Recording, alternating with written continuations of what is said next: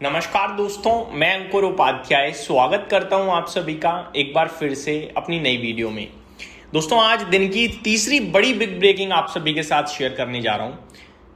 4 बजे के something update आई है। ईरान ने पिक्चर क्लियर कर दी है। ईरान ने क्लियर कट स्पष्ट शब्दों में कहा है कि uranium transfer and disposal draft में इंक्लूड नहीं है। यानी कि जो यूएस ईरान के बीच में फ्रेमवर्क रेडी हुआ था, एग्रीमेंट जो हुआ है, उसमें यूरेनियम का ट्रांसफर या फिर उसे खत्म करना इंक्लूड नहीं है। ईरान ने जो चीज कही थी वही चीज अभी ईरान कह रहा है और इस बार उसने एग्रीमेंट का भी नाम लिया है। मैं आपको एक बार बेसिक क्लियर करने के लिए बताना चाहूंगा।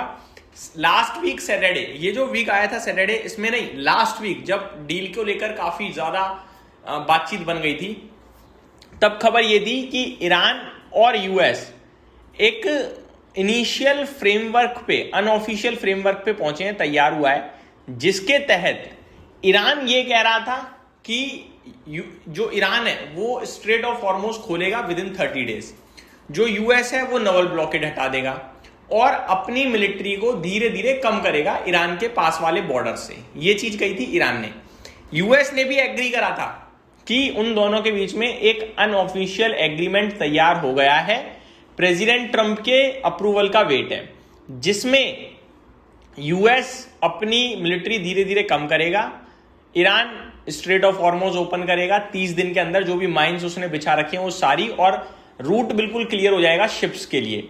साथ ही साथ यूएस नेवल ब्लॉकेड हटाएगा। दोनों चीजें सेम है यहां तक, लेकिन यूएस एक दावा और कर रहा था। यूएस कह रहा था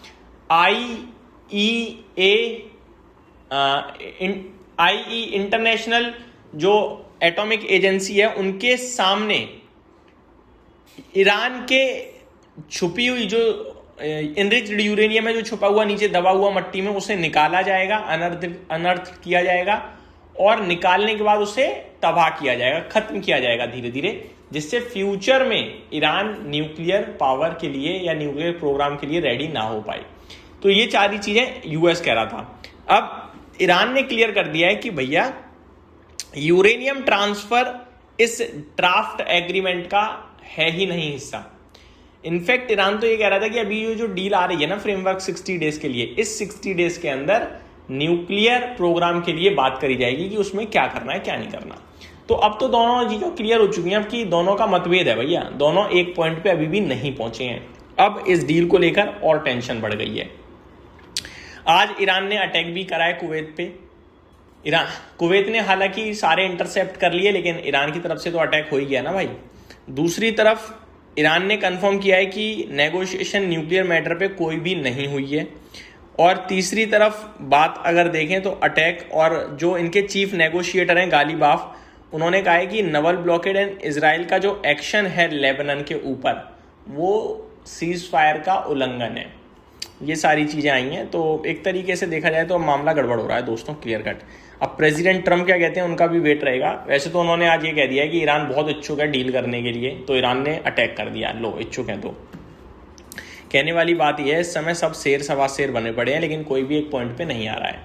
हालांकि डाउ फ्यूचर्स अभी 227 पॉइंट ऊपर हो गए हैं, कच्चा तेल 0.3% ऊपर है, $94 प्रति बैरल के पास है, पहुंचा नहीं है, 93.64 पे है। पहुंच गया था दिन के दौरान एक बार, बट वापस से गिरावट आ गई है। भारतीय बाजार की धज्जियां उड़ी पड़ी हैं बिना बात के। पूरा एशिया अच्छा कर रहा है, यूरोप न्यूट्रल है और अमेरिका अच्छा कर रहा है, लेकिन हमारी हालत बहुत टाइट है। आज फिर से ऐसा लग रहा है FIIs की सेलिंग हो गई है। इनफैक्ट अब यूरोप भी पॉजिटिव ही है।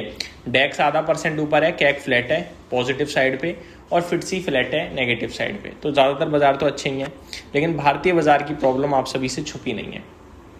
अब ऐसे में इन्वेस्टर्स क्या करें क्या ना करें समझ में नहीं आ रहा। मैंने तो फ्राइडे चिल्ला कर बोला कि भैया वेट कीजिए, वन डे वॉस्ट है, तेजी आएगी मंडे। सुबह अच्छी शुरुआत के बाद पता नहीं अचानक हम गिर गए और गिरते ही चली गई।